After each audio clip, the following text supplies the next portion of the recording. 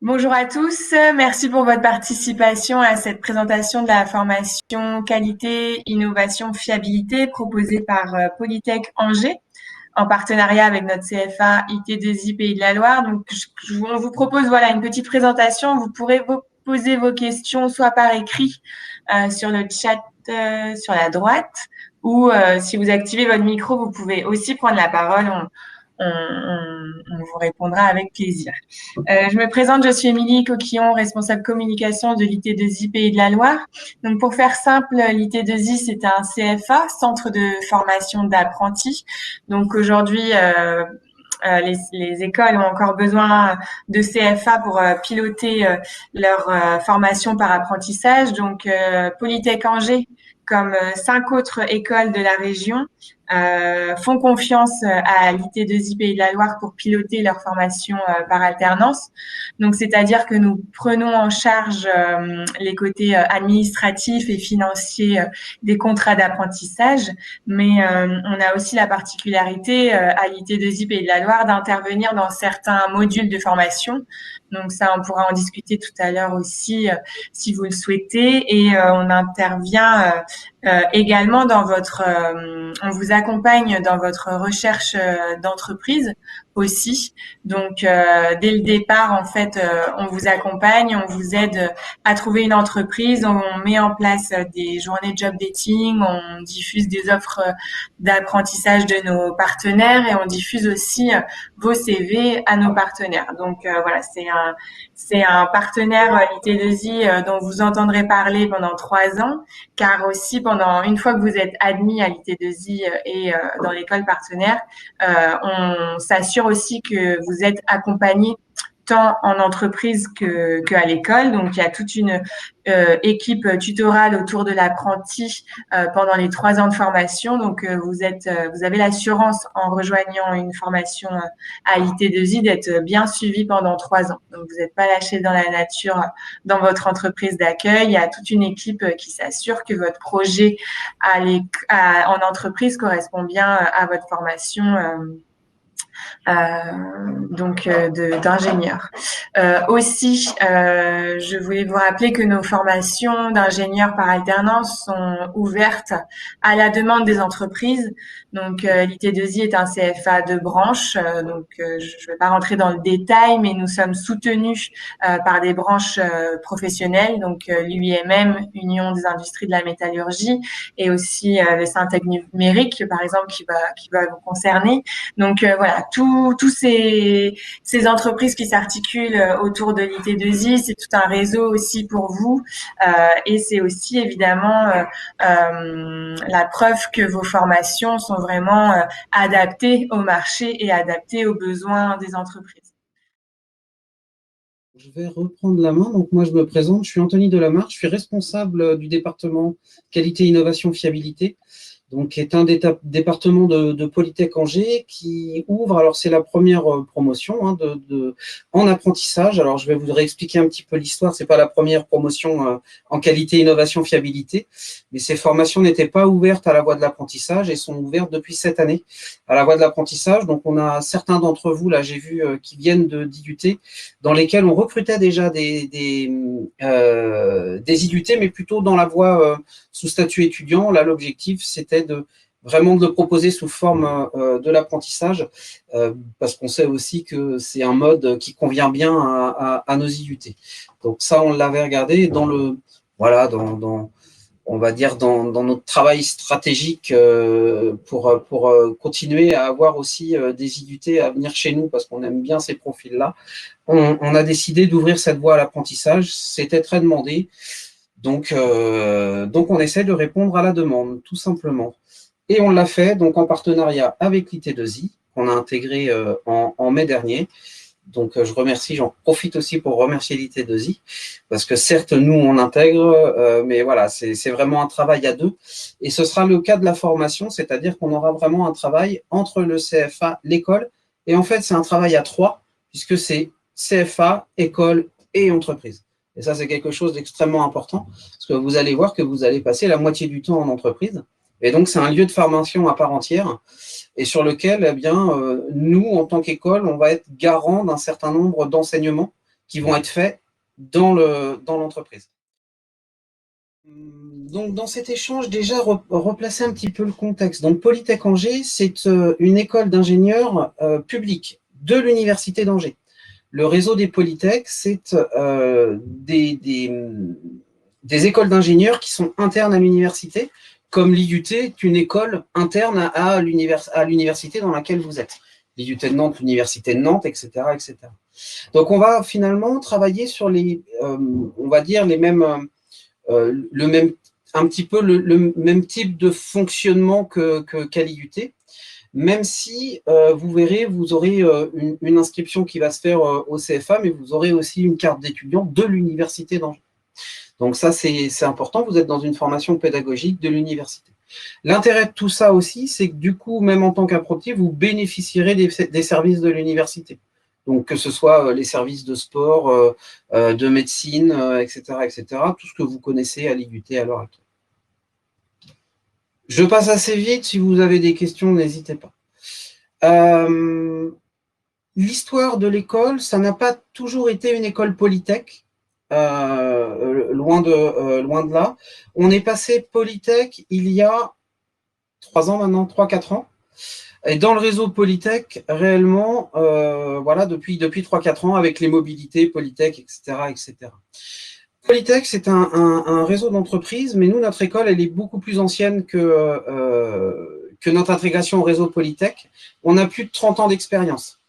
Donc, à des niveaux Bac plus 5, la seule chose, c'est qu'il y a encore 5 ans, 5-6 ans maintenant, on ne délivrait pas en fait de titre d'ingénieur, on développait des Master 2 en innovation technologique, en qualité, etc., etc.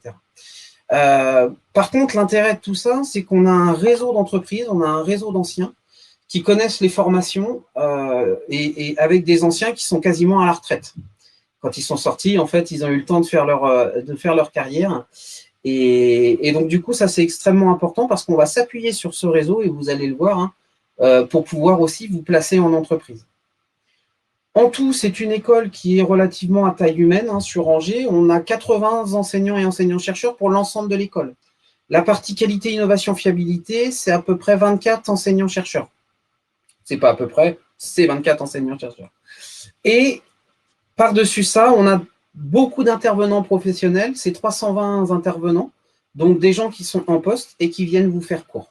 Donc, il y a certes des enseignants universitaires, mais vous aurez aussi beaucoup de professionnels qui viendront vous enseigner bien, leur métier de tous les jours, dans le domaine de la qualité, de l'innovation et de la fiabilité.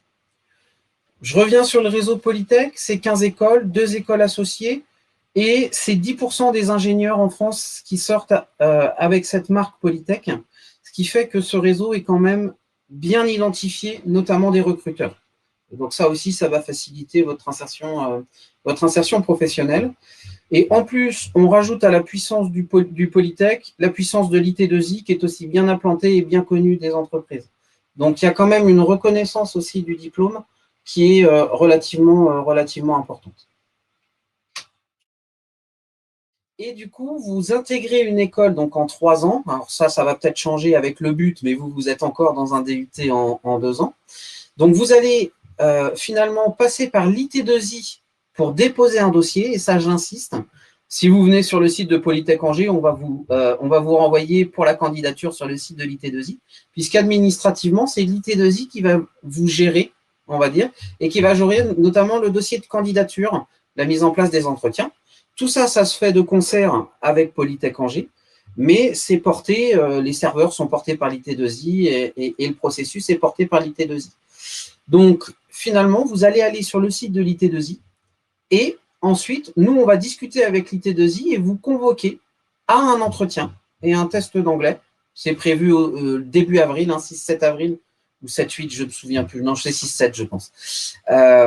Et donc, on va vous convoquer sur Angers pour étudier vos motivations et avoir un test de positionnement d'anglais, parce que si votre niveau d'anglais est trop faible, ça risque d'être rédhibitoire pour l'école d'ingénieur. Il faut savoir que pour être ingénieur, il faut avoir un score de TOEIC de 785. Donc, on ne vous demande pas un score de TOEIC de 785 à l'entrée. Mais par contre, nous, on a des tests pour vérifier que vous ne soyez pas quand même en dessous de 650 points TOEIC. Si vous êtes un petit peu en dessous, vous pouvez encore peut-être vous en sortir. Et si vous êtes à 400, 500, comme on a vu certaines fois, là, on sait globalement, on ne peut pas vous embarquer là-dedans, puisque si vous n'avez pas votre TOEIC à 785 dans les 3 ans, vous n'aurez pas le diplôme. Donc ça, c'est une contrainte dans le titre d'ingénieur et sur lequel on s'assure en fait que quand on vous embarque chez nous en formation, qu'on soit capable, avec ce qu'on met en place, d'atteindre cette condition sine qua non pour obtenir le diplôme. En tout, vous aurez 3 ans d'études, le statut d'apprenti pendant les 3 ans, avec une alternance entre l'entreprise et l'école. Donc 2 lieux de formation, l'école et l'entreprise. Sachant que dans l'école, ce que j'appelle l'école, c'est un mix, et on le verra sur les maquettes, entre le CFA qui porte un certain nombre de matières, notamment sur la formation générale, et l'école où là, nous, on va porter les matières de spécialité en qualité, innovation et fiabilité. N'hésitez pas si vous avez la moindre question. Vous avez ici l'ensemble des entreprises qui se sont déjà déclarées auprès de la CTI comme futures recruteuses de nos apprentis. Donc, tout ce que vous avez là, les Decathlon, les Valeo, les Safran, la SNCF, Thales, pour ceux que vous connaissez, PSA, la PAV évidemment certificateur, Covadis pour ceux qui sont non de connaître peut-être, Naval Group aussi qui est un gros recruteur chez nous, Alstom évidemment. Ici, il doit manquer quand même un certain nombre de choses comme Airbus et autres dont on sait qui vont nous empêcher des apprentis, mais qui ne nous ont pas forcément fait de lettres dans le temps qui nous était imparti. Il faut savoir que ces lettres, on les a demandées au niveau du confinement, donc toutes les RH au moment du confinement n'étaient pas en capacité forcément de nous répondre. Mais ça vous donne un petit peu le type de spécialité, le type d'entreprise qui sont des entreprises industrielles dans tout type de secteur. Pour le test d'anglais, ce n'est pas une compréhension orale. Attendez-vous en fait à avoir un test écrit. Donc, on vérifie la grammaire. Et aussi, pendant l'entretien, une légère présentation en oral. C'est-à-dire qu'on vous demande de vous présenter très succinctement à l'oral en anglais. Donc, préparez-vous à ça. Et nous, ça nous permet quand même de vous positionner. Mais le positionnement se fait plutôt sur un test écrit de 20 minutes où vous avez un certain nombre de questions type TOEIC et ça permet, nous, de faire le niveau. Je vous ai mis aussi un certain nombre de sujets pour vous donner un petit peu le type de sujet que nos étudiants en contrat de professionnalisation ont tendance à avoir. Donc, les contrats de professionnalisation, c'est de l'alternance chez nous, mais en toute dernière année. Donc, ça peut vous donner des idées de sujets ou des mots-clés. Donc, on aura toujours qualité, innovation, fiabilité. D'accord? C'est les trois grandes matières. Hop, j'ai des... Excusez-moi. Et donc, vous voyez ici, on a Lavarge, on retrouve le groupe SEB, PEC France, qui est une entreprise d'injection plastique sur Angers, Connexine, le groupe IDEA qui fait de la logistique pour Airbus à Montoire, l'atelier du bois dans le 49, Decathlon, BPI France, PEC France, BPI, donc Banque publique d'investissement, hein, c'est eux qui gèrent le financement de l'innovation en France, Sésame Vital, Alstom, Ortec, CRS, tout ça, c'est des entreprises de consulting dans le domaine de la sûreté de fonctionnement. Je vous redirai ce que c'est après. Alstom, Accenture et ePay, plutôt sur le test logiciel. Et donc, on va de l'assistance aux responsables qualité, qualité production, là aussi, amélioration continue sur ligne de production, système de management de qualité sur une évolution chez Connexine, de la démarche RSE à Montoire, ou le maintien du système de management et de l'innovation dans une cadre de certification ISO 14000, donc qui sont des certifications sur des référentiels plutôt orientés développement durable. En innovation, on est plutôt sur de la conception de produits innovants chez Decathlon, il y a la pratique de la chasse à Solognac, mais on a eu plein de produits différents chez Decathlon. Les chargés d'affaires innovation, donc là, à la BPI, on va faire le côté technique en fait de l'innovation, c'est-à-dire qu'on va déterminer si le système technique est vraiment de l'innovation technologique ou pas. C'est-à-dire que là, le financier, lui, il a besoin de savoir si, au niveau de l'ingénierie, ça tient la route ou pas. Donc, on a des gens qui font ces évaluations-là. Et sur PEX, là, c'était vraiment des développements de la R&D, donc de conception de produits au démarrage série. Donc là, on est plutôt dans un service R&D, là, on est plutôt dans le service qualité. Mais l'intérêt, en fait, et je vais vous le redire, de la certification qualité, innovation, fiabilité, c'est justement de pouvoir faire la liaison entre le service qualité et le service innovation. Et je vous redonnerai la liaison qu'il y a entre ces deux choses. En fiabilité, on est plutôt donc dans la fiabilité, dans la sûreté de fonctionnement. Être sûr que le système fonctionne et de garantir sa performance. Donc là, on est aussi dans de la qualité, puisqu'on garantit la performance d'un système, mais on va bien s'assurer et garantir auprès du client que ça va fonctionner de cette manière.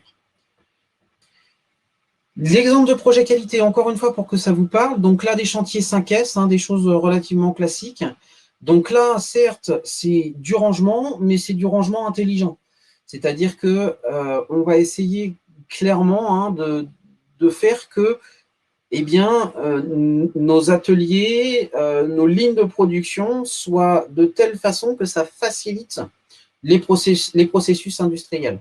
Donc, que ce soit le plus productif et rentable possible. Donc, si j'ai besoin de façon très fréquente d'un certain nombre d'outils, je vais essayer de les rapprocher, on va dire, de la porte d'entrée du magasin. C'est ce genre de choses. Donc là, il y a des référentiels qui existent, il y a des méthodes qui permettent de faire ça, et c'est ce qu'on va vous enseigner dans cette spécialité. Un exemple plutôt innovation. On a ici un projet de mitigeur intelligent. Donc là, c'est des étudiants en 4e année qui sont allés globalement de l'idée jusqu'au dépôt de brevet. Donc ça donne un petit peu les compétences qu'on est capable de faire acquérir à nos concepteurs qui vont aller vraiment de la page blanche jusqu'au développement du produit sur 3 éléments techniques, mécatroniques, mécanique, électronique et logiciel. Donc, du coup, vous arrivez avec un DUT GMP, sciences et génie des matériaux, donc vous avez des connaissances techniques. Nous, on va remettre une couche, on va dire, relativement basique. Vous ne serez pas des spécialistes de la méca ou des spécialistes de l'électronique, mais vous serez en capacité d'intégrer des éléments mécaniques, électroniques et logiciels. Et donc ça, c'est important à comprendre quand vous venez de DUT. Si vous venez, par exemple, d'un DUT GMP, venez pas chez nous pour aller très loin dans la partie mécanique. Vous pourrez éventuellement le faire sur votre... Mais ce n'est pas vraiment la formation. La formation, elle est plutôt au niveau système, au niveau de l'ingénierie qui va intégrer les différentes parties. Donc, il vous faut un minimum. Et ce minimum, on va vous l'apprendre à la fois en mécanique, mais aussi en électronique et dans le domaine du logiciel. On le reverra sur la maquette. Alors, j'ai une question sur le concours. Donc, le concours, non, on n'a pas de concours écrit. On a juste on a le dossier et l'entretien. Donc, ça, c'est clair. Même si nous, on appellera concours d'entrée, cet entretien, et donc, du coup, le fait qu'on vous fait un petit test d'anglais et ensuite, on regarde votre dossier. Sur la base de dossier, on va discuter de vos motivations, de vos difficultés sur un certain nombre de matières. Voilà le principe. Au niveau des projets de fiabilité, donc là, on est plutôt sur la garantie des performances du système. Donc là, on a des calculs, par exemple, qui vont se faire sur une durée de vie de serrure. Donc, la première estimation faite par l'entreprise qui avait commandité ce projet, c'est 2500 ans, ce qui paraissait totalement irréel. Ils savaient qu'ils avaient des pannes. Et donc, là, on a fait une analyse de composants critiques, de voir justement comment, au niveau système, les différents éléments pouvaient éventuellement se dégrader les uns par rapport aux autres. Et donc, on avait un résultat d'une estimation de durée de vie de 40 ans, qui était beaucoup plus réaliste que ça. Donc, c'est bien. Quand on est sur la fiabilité, c'est pendant combien de temps mon système va être sûr de fonctionner. Et puis, tous les calculs de maintenance préventive, voire même, on va petit à petit vers de la maintenance prédictive, c'est-à-dire pouvoir prévoir finalement sa maintenance de façon très statistique et très forte. Donc voilà, donc les ingénieurs, ouais, très bien Émilie, hein. En effet, pour ceux qui veulent aller vraiment en méca, aller à Centrale, ce sera, ça ira plus dans votre projet professionnel. Là, dans l'ingénieur génie industriel, on est dans des métiers fonctionnels et de support. Donc ça, c'est important à comprendre, c'est que si vous venez chez nous, vous serez plus en support des équipes que dans l'opérationnel. Et donc, ça va permettre d'avoir une compétence commune comme les qualiticiens. Donc, du coup, c'est quelque chose d'important à comprendre. On est vraiment sur le métier support, c'est-à-dire que vous allez venir aider les ingénieurs qui sont sur les projets. Alors, généralement, on participe quand même un petit peu, mais votre valeur ajoutée est vraiment plutôt sur le côté méthodologique, la méthode de travail et la capacité à renouveler en fait les idées et les projets. Et donc à insérer, à conduire le changement quand vous allez avoir une nouvelle technologie qui va venir. L'objectif d'un ingénieur qualité, innovation, fiabilité, c'est que votre entreprise ne soit jamais has-been, d'accord, et travaille avec des méthodes de travail ou avec des technologies qui soient dépassées d'un point de vue des performances. Et c'est ça, en fait, l'innovation d'aujourd'hui est la norme de demain. C'est-à-dire que la norme d'aujourd'hui, ce qui fait la norme aujourd'hui, c'était l'innovation d'hier, et l'innovation d'aujourd'hui, c'est la norme de demain. Et donc, nos ingénieurs, ils travaillent dans les entreprises pour organiser tout ça et prendre les projets de conception de produits au bon niveau de maturité. En innovation, on a un niveau de maturité qui est très faible. On a peu de recul sur la techno. On ne sait pas quelle va être la valeur ajoutée. On a du mal à estimer la fiabilité. Mais il y a un potentiel énorme. Lorsqu'on est sur un niveau de maturité un peu plus important, donc peut-être plutôt au service qualité, on commence à avoir des retours d'expérience. On sait comment la technologie réagit. Et donc, quelque part, on est capable d'anticiper un certain nombre de maintenances et de choses à faire pour que tout ça se passe bien. Bah, écoutez, si c'est pas dans vos conditions d'admissibilité, nous on fait confiance à l'école entre Oui. guillemets pour le recrutement. Donc c'est vrai que pour les étudiants qui n'ont pas un niveau suffisamment adapté à la formation, on peut conseiller aussi 1 an de prépa ATS. Alors, sur la licence, a priori, on ouvrira en tout cas à la candidature. J'en viens sur les places offertes à la formation, Hugo, ça vient un peu après. Mais pour répondre à Ruf, nous, on accepte les licences. Ça marche bien. On a eu des licences qui se sont bien insérées chez nous, mais en formation initiale. Le souci qu'il va y avoir avec FISA, c'est qu'il faut quand même une forme d'employabilité, entre guillemets. Il va falloir vous faire recruter par les entreprises. Et on sait que ça, c'est des fois un peu dur avec des gens qui viennent uniquement de licence. Parce que la différence qu'il y a entre un DUT et une licence, c'est que la licence n'a pas forcément eu de stage en entreprise, ce qu'a le DUT. Et donc, ça crée vraiment une différence en termes de recrutement d'apprentis.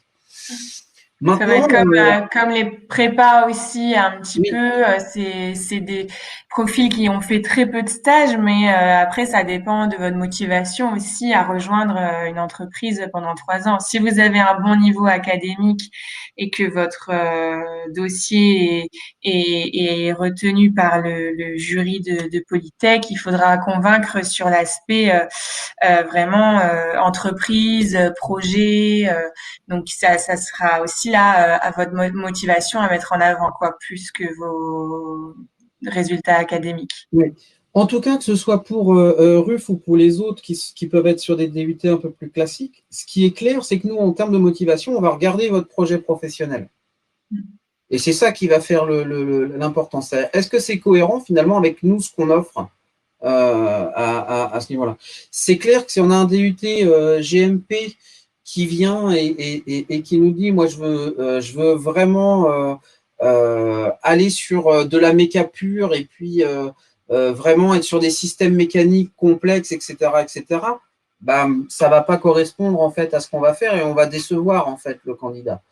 Et donc, nous, nos entretiens, ils sont là aussi pour être sûr que vous n'aurez jamais de manque de motivation et donc que vous allez vous donner les moyens aussi de réussir vos études. Donc ça, pour nous, c'est extrêmement important et je le répète, ce qui est important, c'est vraiment de travailler votre motivation. Bon, je passe assez rapidement sur le portefeuille de compétences, mais vous voyez, que ce soit qualité, innovation, fiabilité, l'objectif, c'est vraiment de maîtriser la performance de l'entreprise. D'accord? Donc, on va parler de l'optimisation, de la conception, de l'élaboration et du fonctionnement de ce qu'on va appeler un système industriel. Et donc, du coup, on améliore productivité, efficacité, rentabilité, dans le respect, évidemment, des facteurs humains et environnementaux. Vous allez être inséré dans des services qualité et R&D innovation. D'accord, la plupart du temps, sachant que la partie sûreté de fonctionnement, soit il y a un service à part parce qu'on est chez Airbus ou autre, soit on va se retrouver dans le service qualité. Donc voilà, donc vraiment c'est qualité innovation pour ceux qui ont déjà fait des stages, service R&D, service qualité ou service innovation, cellule d'innovation, ce genre de choses, un petit peu plus prospective. Ça peut être aussi quand même dans la partie production, lorsque la partie qualité de la production est directement dans le service production. Voilà, j'ai fait un du GMP en alternance puis une licence pro dans le domaine de l'industrie suite à une année de très active d'un VIE à l'étranger. La formation est-elle ouverte à ce type de profil? A priori, oui. À partir du moment où votre DUT, vous pouvez candidater avec une licence pro pour reprendre un plus 3. Tu m'arrêtes, Émilie, s'il y a des erreurs administratives, mais il me semble que oui. Tout à fait vrai. Oui, ouais, c'est tout à fait ça.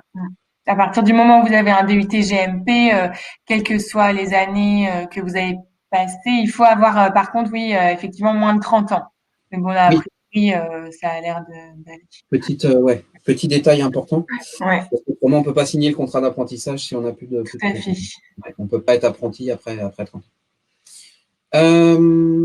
Donc, en termes de déclinaison, ça va être mettre en place une démarche qualité, le pilotage de l'amélioration continue, optimiser et maîtriser les procédés industriels, concevoir et développer les produits, et puis bâtir des expertises techniques et méthodologiques pour assurer tout ce qui va être fiabilité de système.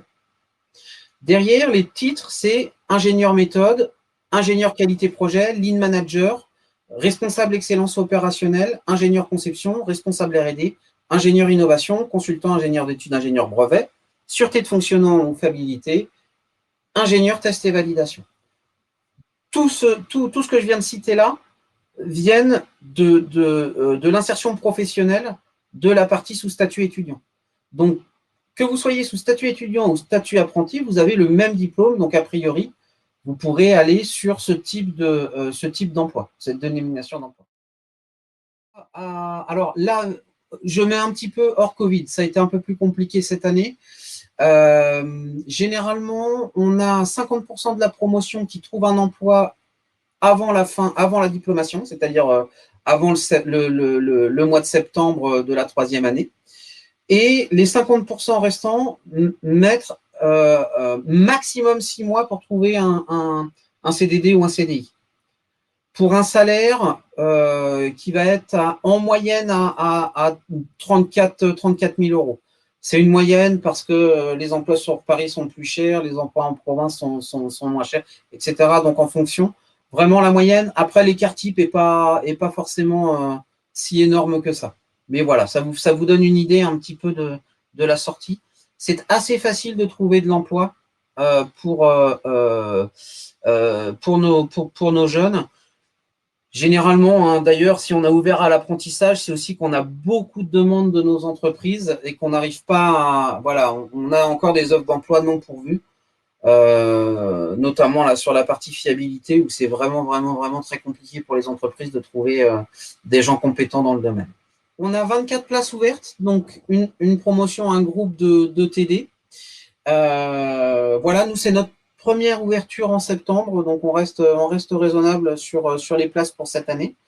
Bon, l'avantage, c'est que du coup, on n'a pas le phénomène aussi des anciens qui font la pub dans leurs IUT, donc vous êtes un petit peu en primauté là-dessus. Hop. Et donc, du coup, on va voir ce que ça va donner cette année. Je ne peux pas vous donner, par exemple, des idées de combien de dossiers, taux de sélectivité et autres. Ça, on ne le sait pas puisqu'on va le construire cette année. Donc, ça peut être aussi la bonne année pour candidater par rapport à cette ouverture. Vous aurez 1767 heures à l'école et 84 semaines en entreprise.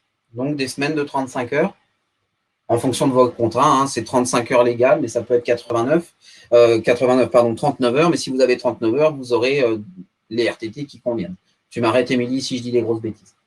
Au niveau du rythme de l'alternance, ça va être mieux sur ce parti-là, sur un calendrier prévisionnel.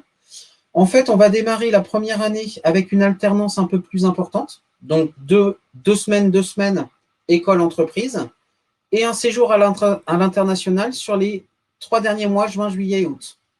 Donc ça, ce séjour à l'international, il est obligatoire.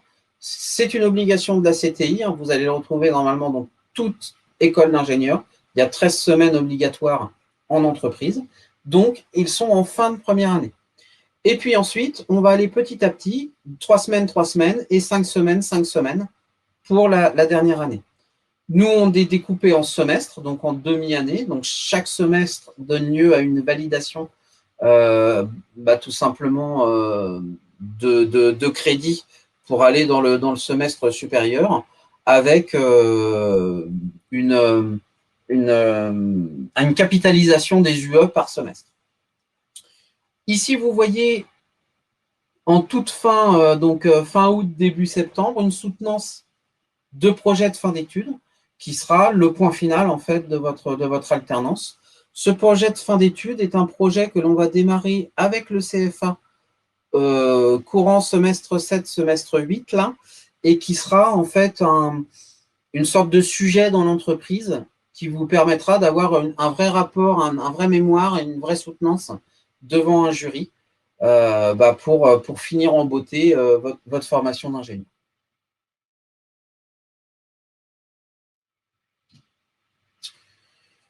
Tout ça, c'est suivi entre le CFA et l'école. Vous aurez différents tuteurs, hein. Un tuteur école Polytech, un tuteur entreprise, donc qui va vous suivre au jour le jour dans votre poste et qui va suivre votre apprentissage. Hein.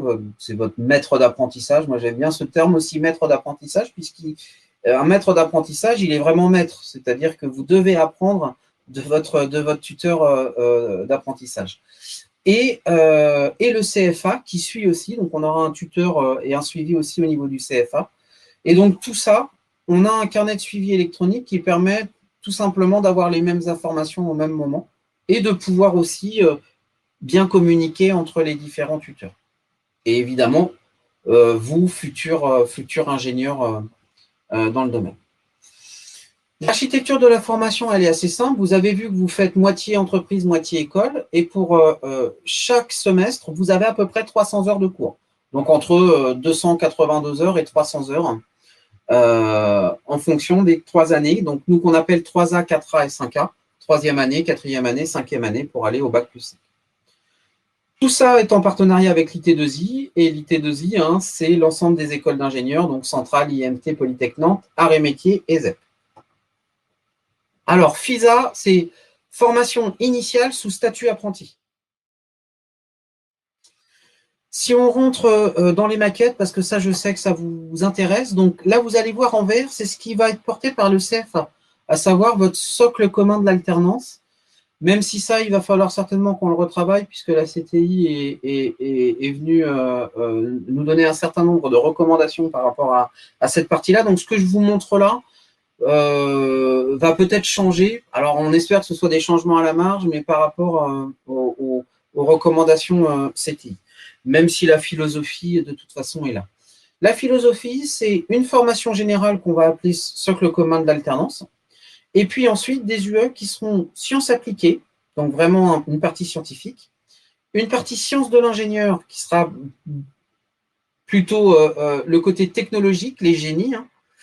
Et donc, du coup, ici, les méthodes, donc plutôt la méthodologie, qualité, innovation, fiabilité. et une UE extrêmement importante, qui est votre UE entreprise, qui sera finalement qu'est-ce que j'apprends au niveau de l'entreprise et comment j'arrive à valider tout ça. On le travaillera avec le CASVEL, on le travaillera aussi avec vos maîtres d'apprentissage pour qu'ils puissent vous faire appliquer un certain nombre d'activités en entreprise qui vont vous permettre d'apprendre les compétences et d'acquérir les compétences. Les sciences appliquées, donc plutôt nous, ce qu'on appelle sciences, ça va être des mathématiques autour des statistiques notamment et de tout ce qui va être sûreté de fonctionnement. Donc, on est quand même plutôt sur une base stat proba, donc pour ceux qui aiment les mathématiques de cette partie-là. Ceux qui ne les aiment pas, vous inquiétez pas, en fait, on est très appliqué. Hein. C'est-à-dire qu'on ne fait pas des maths pour des maths, là, on est vraiment purement opérationnel. L'objectif, quand on voit ces statistiques appliquées pour l'ingénieur, c'est-à-dire qu'on vous explique d'abord à quoi ça sert, et ensuite on rentre dans les modèles mathématiques. Généralement, c'est comme ça que nos étudiants préfèrent les choses. Voilà, un peu de recherche opérationnelle et d'optimisation. Hein. Essayer d'optimiser les choses par des calculs dans des réseaux. Les différents génies, mécanique, informatique, électronique. Et puis des parties plutôt méthode qualité-innovation, donc cycle de vie, conception, des introductions à la qualité et l'innovation, donc des choses relativement classiques. On va retrouver ici la formation initiale, là, du génie mécanique, du génie industriel, du génie informatique, un peu d'automatisme industriel, parce que c'est dur de parler système industriel sans parler d'automatisme. Et puis, des parties production industrielle, conception industrielle. Donc là, on va aller plutôt sur des matières qui permettent de voir des éléments de production, des éléments de conception. Là, encore une fois, pour avoir une hauteur de vue sur les différents métiers sur lesquels on avance. L'UE entreprise, encore une fois, extrêmement important, on va appliquer tout ça dans votre alternance et avec votre maître d'apprentissage. Le semestre 7, toujours un socle commun de l'alternance, sciences et techniques, ingénierie système, donc la deuxième année, et plus l'intégration des différents génies les uns avec les autres. Donc vraiment un niveau système, donc de voir que la carte électronique, elle vient faire la commande de la partie mécanique, et donc il va y avoir une conception qui doit se faire de concert entre les électroniciens et les mécaniciens. Et nous, en termes de qualité et d'innovation, on doit se mettre de l'huile dans les rouages de cette conception-là pour que ça se fasse parfaitement à un niveau de performance le plus important possible. Voilà, donc ingénierie système, ingénierie collaborative, veille, créativité, prospective, ça c'est l'ingénierie système. En sciences et technologies, on va remettre un peu de génie info et puis on va parler toujours d'optimisation industrielle et de modèle de fiabilité. En qualité, là on va rentrer un peu plus dans le côté management parce que du coup la qualité c'est aussi beaucoup de management puisqu'il ne suffit pas d'avoir le référentiel et de savoir ce qu'il faut faire, il faut le faire vraiment avec les gens qui vont être dans l'entreprise. Et donc, du coup, on va avoir de plus en plus d'approches qui vont être des approches humaines. Pourquoi, à un moment donné, des gens vont se laisser faire ou pas, et comment on manage tout ça pour convaincre, fabriquer avec ses équipes, et puis, à un moment donné, eh bien, déployer finalement les différentes approches. Donc là, système de management, des relations clients-fournisseurs et un petit peu de propriété intellectuelle, parce que ça, c'est important aussi. Voilà, semestre 8, donc là on a dépassé la première année et demie, hein, on est dans la deuxième année, deuxième semestre, toujours de la formation générale, du management de la performance, donc c'est là où on va commencer à prendre du recul pour se dire, mais du coup tout ce qu'on a fait là lors de la première année et demie, comment on arrive à optimiser et à performer tout ça, et surtout comment on arrive à manager tout ça dans un cadre de développement durable et, vous voyez, dans un cadre de maturité du système de l'entreprise. C'est-à-dire, à quel niveau je prends l'entreprise et où je dois l'amener.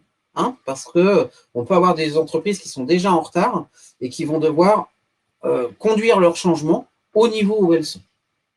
Donc, management de la performance, on va gérer le cycle de vie produit, donc là aussi revenir à un niveau, et là on va parler de maintenabilité, donc de maintenance, et du product life management, c'est-à-dire la gestion du produit tout au long de son exploitation et de son recyclage, donc de la conception jusqu'au recyclage. Une partie procédé de fabrication et matériaux, donc c'est là où les SGM passent, au-delà du côté qualité sur la certification des produits, hein, eh bien on va aller aussi vers cette notion de fabrication et de comportement du matériau pour en garantir ses performances. Et puis, une petite partie marketing des produits innovants, parce que dans le cycle de vie, il va falloir vendre quand même le produit. Donc, on a beau être des techniciens, à un moment donné, la partie marketing, elle va être importante. Donc, il faut qu'on vous explique des choses par rapport à ça. Et puis, toujours les méthodes qualité, donc analyse des risques, donc APR, Amdex, ça doit parler au Clio. Des outils numériques de type VBA, analyse numérique, donc utilisation d'Excel pour l'ingénierie. Et du dimensionnement BE. Donc là, on fait du bureau d'études avec nos étudiants pour développer, concevoir les produits. Toujours l'UE entreprise, importante. Semestre 9, et là, sur le semestre 9 et 10, on rentre vraiment qualité, innovation, fiabilité en termes d'UE. Et là, on vient voir vraiment les méthodes de la qualité, de l'innovation et de la fiabilité qui vont vous permettre derrière vraiment d'avoir un CV béton sur ces parties-là. Donc, on est dans l'approfondissement de vos spécialités. Et donc là, on va avoir un certain nombre de méthodes et de matières qui vont aller sur des matières de design thinking, de veille stylistique, de conception innovante, la qualité, management de la qualité, maîtrise de la production, management de projet, management des hommes. Et sur la fiabilité, tout ce qui va être standard, modèle de maturité, processus agile, fiabilité des systèmes, et puis tout ce qu'on appelle modélisation fonctionnelle et dysfonctionnelle pour évaluer les performances. Sur le dernier semestre, le management des organisations et l'excellence opérationnelle, qu'on peut faire une fois qu'on a vu l'ensemble. On ne peut pas se déclarer en excellence opérationnelle sans avoir une vision d'ensemble. En innovation, on sera plutôt sur des approches méthodologiques particulières, le C4, le Juga de Laris, donc ça, je suis à peu près sûr que ça parle à personne, mais c'est des méthodes qui vont être utilisées par les créatifs. Et puis, ce qu'on va appeler les tendances industrielles, c'est-à-dire que vous allez voir quelle est la tendance. En ce moment, les tendances, c'est l'intelligence artificielle, c'est l'usine 4.0. Et donc là, on a des entreprises qui viennent dire, voilà, quelles sont les tendances dans nos domaines. En gros, quand vous allez être embauché, voilà quels sont les sujets qui vont être traités par les entreprises. En fiabilité, on a des modélisations en conception, les conceptions sûres de fonctionnement. Donc là, on voit vraiment comment arriver à concevoir des systèmes pour qu'ils soient sûrs de fonctionnement. Et puis une partie un peu plus digitalisation, puisqu'on a de plus en plus de sujets autour du digital et de la digitalisation, et notamment de tout ce qui va être cybersécurité, ce genre de choses. Donc vous n'êtes pas en cybersécurité, mais vous voyez quand même un minimum pour pouvoir faire intervenir des ingénieurs spécialistes et de spécifier les cahiers des charges sur ce qu'il faut obtenir dans les cahiers des charges des produits. Nous, ce qui nous intéresse dans un profil DUT, c'est quand même que vous avez un côté concrétisation et souvent un côté technique important. Donc souvent, là où on vous accompagne, c'est essayer de vous faire monter au niveau scientifique et de vous faire monter aussi sur la hauteur de vue, c'est-à-dire ce que je vous disais, en mécatronique, les mécaniciens, ils vont faire de l'électronique et du logiciel. Et donc, il faut avoir cette curiosité-là. Et nous, il faut qu'on arrive en fait à vous faire monter en compétences techniquement aussi sur d'autres parties que votre partie de base. Alors, par exemple, pour les sciences et génie des matériaux, pour ce que je connais bien, la notion de caractérisation, de mécanique des solides, de comportement des matériaux et toute la partie conception et production pour transformer la matière et en faire quelque chose de concret et de solide, bah, ça, clairement, ça vous donne un avantage, y compris sous le statut étudiant. Donc, il ne faut pas avoir peur. Après, il faut avoir conscience que dans une école d'ingénieur où on demande un niveau scientifique et quand même, des fois, alors ça dépend, pour certains DUT, certains ont de grands niveaux scientifiques, mais pour certains, je pense notamment au DUT Clio, il va falloir vraiment monter en gamme. Mais nous, on sait faire, quoi. On a des DUT depuis des années et des années, et on les monte au niveau ingénieur avec nos cours sans aucun souci, quoi. Donc, n'ayez pas peur par rapport à ça, même si c'est vrai que c'est un effort, voilà, parce que voilà, faut monter un petit peu le niveau scientifique, mais globalement, on y arrive. Je ne sais pas s'il y a vraiment de matière ou de module. On va quand même regarder votre niveau en mathématiques, donc le côté un peu scientifique de l'affaire, parce qu'il va falloir, voyez, regarder ça. On va regarder votre niveau technique aussi, si vous vous débrouillez. Et puis, on va aussi avoir votre comportement dans les formations générales. C'est-à-dire, est-ce que vous êtes technicien pur et dur et que vous ne vous intéressez qu'à la technique, ou est-ce que les parties de formation générale peuvent vous intéresser aussi? Ok, donc on va regarder ça, on va regarder le niveau d'anglais aussi, certainement. Mais on va regarder plutôt le dossier au niveau général et ensuite on va discuter avec vous des différentes matières. On peut avoir quelqu'un qui ne va pas être bon en mathématiques. Si derrière à l'entretien, forcément, nous, on va le pointer, on va dire, bah, vous avez des difficultés, on va essayer de comprendre pourquoi. Et c'est plutôt la cause qui va nous intéresser. Est-ce que c'est un problème est-ce que c'est un problème de facilité ou d'enseignement ou quoi, ou si c'est vraiment des difficultés récurrentes. Donc ça, on le verra ensemble dans l'entretien. Et là, je vous le dis, hein, soyez honnête dans vos entretiens, essayez pas de surjouer le jeu, parce que si on vous embarque et que vous avez réellement des difficultés dans les matières qu'on va pointer, vous allez être réellement en difficulté dans vos études d'ingénieur. Donc l'objectif, c'est vraiment dans l'entretien de discuter et de faire un bon audit de ce que vous êtes et l'endroit où vous êtes pour vous embarquer de la bonne manière. Et nous, on connaît hein, les IUT de France, on a à peu près notre harmonisation. On sait vous poser les bonnes questions pour juger de votre niveau en fonction du dossier et tout ça. Donc, voilà. L'objectif vraiment, c'est que si on signe avec une entreprise, avec l'IT2I et avec Polytech, c'est d'aller au bout de votre formation. Donc, vraiment, nos entretiens, c'est de s'assurer que bah, finalement, vous n'allez pas être en difficulté ou que si vous êtes en difficulté, que ces difficultés, on va pouvoir les travailler. Et nous, on surligne, hein. Alors notamment sur le test d'anglais, hein, il y en a certains qui sont surlignés au stabilo rouge parce qu'on va les suivre de façon très particulière. Et un peu plus particulière que ceux qui ont des facilités notamment. Et on va dire aux maîtres d'apprentissage, ce serait pas mal qu'ils bossent un petit peu en anglais. Donc si vous avez des dossiers techniques à faire en anglais et autres, travaillez-le avec la personne. Plus il va faire et mieux ce sera pour lui. Alors, c'est un bonus, mais ce n'est pas du tout obligatoire. Ce qu'on regarde en premier, c'est vraiment votre dossier académique, si je me trompe pas, Anthony.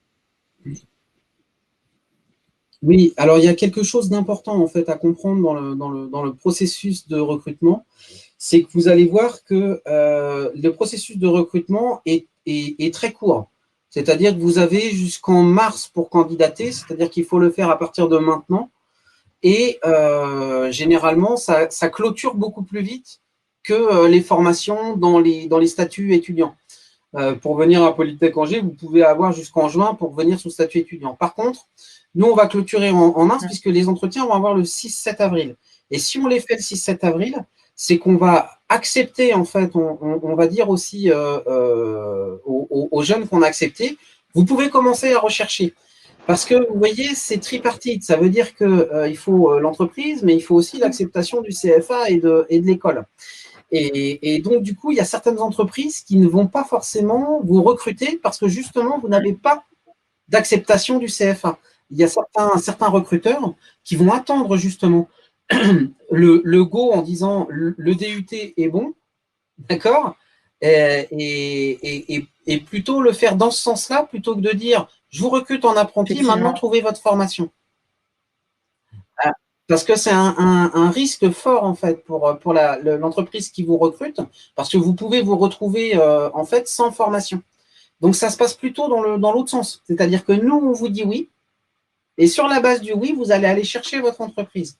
Maintenant, je sais, il y a des personnes qui sont en alternance déjà à l'IUT et qui vont peut-être continuer dans leur entreprise. Donc là, si vous avez un accord de principe, venez avec. En effet, ça peut faire un plus.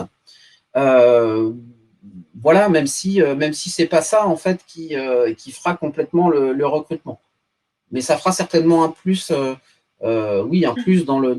C'est ça, c'est un plus dans le dossier, c'est un bonus, mais comme vous l'a dit Anthony, c'est pas la priorité avant avril, c'est vraiment de travailler votre projet professionnel, le type le type de métier que vous visez, le type d'entreprise que vous visez. C'est encore plus important de travailler ça avant de trouver une entreprise parce que ça va vous guider vers vos choix et ça va aussi préciser votre projet professionnel qu'on va vous demander de toute manière au moment de l'entretien.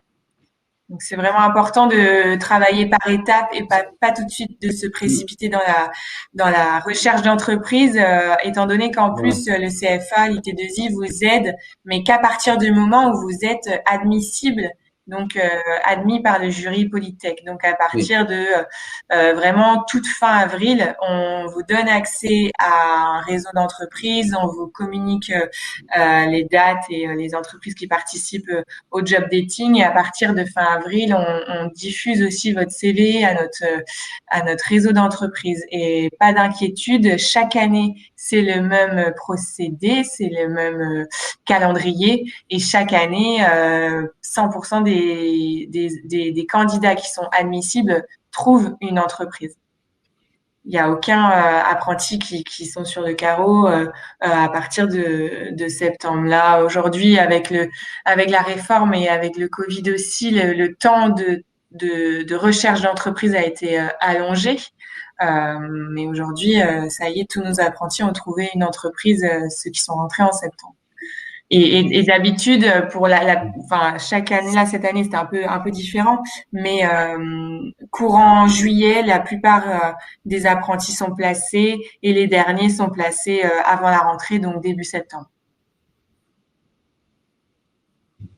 Sachant que moi, de mon côté, je ne suis pas forcément très inquiet parce que du coup, moi, j'étais avec les entreprises pour monter le dossier en apprentissage. Il a fallu habiliter cette formation auprès de la CTI.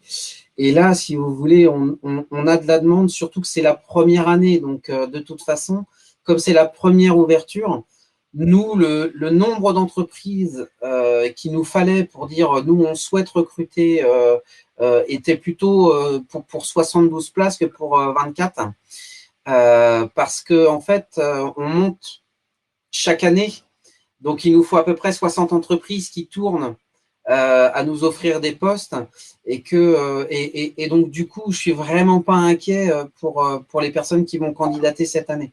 Moi j'ai déjà pas mal d'entreprises qui me disent quand est-ce que ça ouvre, quel est le principal. Donc c'est pas je suis pas forcément extrêmement inquiet sur cette partie-là. Vraiment je pense qu'on arrivera et on a les entreprises nous qui sont en demande là. Elles attendront, nous, qu'on ait admis les étudiants pour pouvoir recruter. Donc, elles participeront sûrement au job dating Mai-juin, oui. qui aura lieu en juin, je crois. Bah, les liens, ils sont étroits, en fait, puisqu'on va travailler comme une… Moi, je l'ai expliqué comme ça à mon équipe pédagogique. Moi, j'ai une équipe pédagogique de 24 enseignants-chercheurs à Polytech, et on va augmenter cette équipe pédagogique avec les maîtres d'apprentissage et le CFA. Donc, je considère que le CFA qui va intervenir notamment sur, par exemple, les sciences sociales au travail, donc c'est dans l'UE de la formation générale, hein, parce que la formation générale est portée par le CFA, ça devient votre équipe pédagogique. Et le tuteur CFA fait partie de votre équipe pédagogique. Donc, en fait, on a la même équipe pédagogique, mais on va dire avec des zones juridiques un peu différentes. C'est-à-dire que moi, je suis employé par le président de l'Université d'Angers, enfin, par l'État, et le CFA, le contrat de travail d'Émilie qui est là avec moi, mais que je considère déjà dans mon équipe d'enseignement, même si ce n'est pas tout à fait de l'équipe pédagogique, c'est plus du support à la communication, elle va avoir un contrat de travail avec l'IT2I, qui a une structure juridique à part entière, qui est capable de porter des contrats d'apprentissage et de suivre les contrats d'apprentissage, ce qui n'est pas le cas, en fait, à l'heure actuelle de Polytech Angers. Sur la localisation, toutes les entreprises sont de toute façon à moins de 4 heures. En tout cas, celles qui ont donné, Ce n'est pas forcément le cas forcément sur les T2I, sachant que le rythme d'alternance vous permet d'être un petit peu plus loin. Maintenant, plus on s'éloigne, plus ça fait des frais supplémentaires. C'est vraiment frais, fatigue, enfin, c'est des choses qu'il faut prendre en compte lorsque vous allez prendre, parce que non seulement les études peuvent être un peu fatigantes, hein, mais si vous rajoutez en plus du temps de trajet, c'est des choses dans le projet qu'il faut vraiment regarder plus particulièrement. Donc là, pour l'instant, sur celles qui nous ont fait une lettre pour dire qu'elles voulaient des apprentis, la plus loin doit être Alstom-Valenciennes, donc à 4 heures de train. Ouais, effectivement, on a des entreprises qui viennent d'un peu partout dans le réseau IT2I. Et c'est comme vous l'a dit Anthony, c'est plus facile pour vous en termes de confort et de fatigue et de qualité de vie si l'entreprise est pas trop loin de l'école. Mais il n'y a aucune obligation et ça c'est vraiment propre à chaque apprenti de choisir et il n'y a pas d'obligation non plus de la part de l'IT2I Pays de la Loire. Vous pouvez être en dehors de la région. Ouais, on peut imaginer que vos parents soient, je ne sais pas moi, sur Marseille par exemple. Le rythme d'apprentissage fait que de toute façon, vous pouvez vous déplacer sur les week-ends, donc on peut tout à fait l'imaginer. Par contre, c'est vrai que toutes les 2 semaines, toutes les 3 semaines, il faudra faire un aller-retour sur Angers avec des possibilités de se loger, etc. Donc ça crée, ça crée de l'organisation. C'est pas complètement infaisable. Après, c'est vrai que des fois, les entreprises préfèrent aussi avoir les équipes pédagogiques proches aussi, parce qu'en cas de problème, on peut se déplacer directement dans l'entreprise. Enfin, ça crée des liens aussi. Les liens, ils sont humains, y compris sur la partie de formation. Donc, des fois, c'est des entreprises qui auraient tendance plutôt à reculer.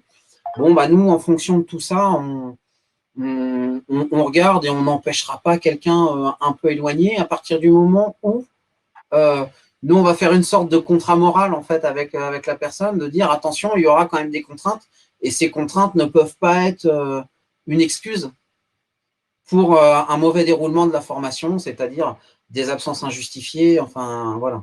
Surtout que je vous rappelle que vous êtes apprenti, donc toute absence, c'est du salaire en moins sur votre contrat d'apprentissage. Donc c'est quand même un statut qui est un peu particulier aussi à ce niveau-là. Hein, c'est votre entreprise qui vous envoie en formation. Et donc, du coup, c'est votre contrat d'apprenti qui couvre tout ça. Et donc, on ne fait pas n'importe quoi avec les absences, y compris les absences, puisque oui, vous êtes couvert par votre contrat d'apprentissage, qui est un contrat de travail, et pas autre chose. Tout à fait. Et les absences sont très bien contrôlées aussi quand vous êtes en alternance. Parce qu'il faut savoir que, alors c'est quelque chose qu'on n'a pas dit sur le financement, j'ai dit que j'étais public, mais la formation est évidemment financée par l'entreprise. Donc elle paye, et elle paye le CFA, elle paye Polytech Angers pour votre formation. Et donc quelque part, qui dit paiement dit aussi garantie que tout se passe bien. Elle est en droit en fait d'exiger notamment votre présence, et votre présence est obligatoire liée à ce contrat. Et voilà, il y aura d'autres choses qui vous seront expliquées, mais lorsque vous êtes absent pour raison de maladie, et c'est tout à fait possible, c'est un arrêt de travail, même si vous êtes à l'école. Donc, tout ça, c'est des choses que vous allez apprendre. Vous serez accompagné de tout ça. Et c'est le rôle vraiment du CFA. Alors, moi, je connais des règles parce que je suis un peu dans le dossier, mais c'est bien le rôle de CFA de rappeler ces règles-là et d'être garant de ces règles administratives. Et donc, les informations, vous les retrouvez sur le site de Polytech. Vous pouvez me passer un mail aussi, anthony.delamare@tunif-angers, si vous voulez, si vous avez des questions qui vous viennent à la suite de cette présentation. Et la candidature se fait directement sur le site de l'IT2I.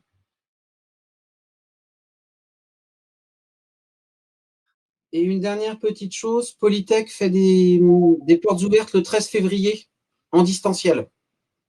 Super. Pour ceux qui veulent éventuellement chatter aussi, peut-être avec d'anciens IUT Voilà, donc on a un petit peu de tout là, Clio, SGM, GMP, MP. Voilà, donc ça peut permettre aussi d'avoir la vision de ceux qui ont fait le DUT il y a pas si longtemps que ça, et comment ils s'y retrouvent aussi par rapport aux matières. Et puis ça peut permettre de faire visite virtuelle a priori hein, pour le 13 février, c'est comme ça qu'on l'a conçu, mais ça peut permettre de vous voir aussi certains projets, certaines entreprises au niveau de l'école. Très bien. Bah, merci, Anthony. De rien, avec plaisir. Et merci à vous tous, étudiants, pour votre participation. Je vous souhaite évidemment bonne chance dans votre candidature et bonne continuation à tous. Merci beaucoup et bonne soirée. Merci, au revoir.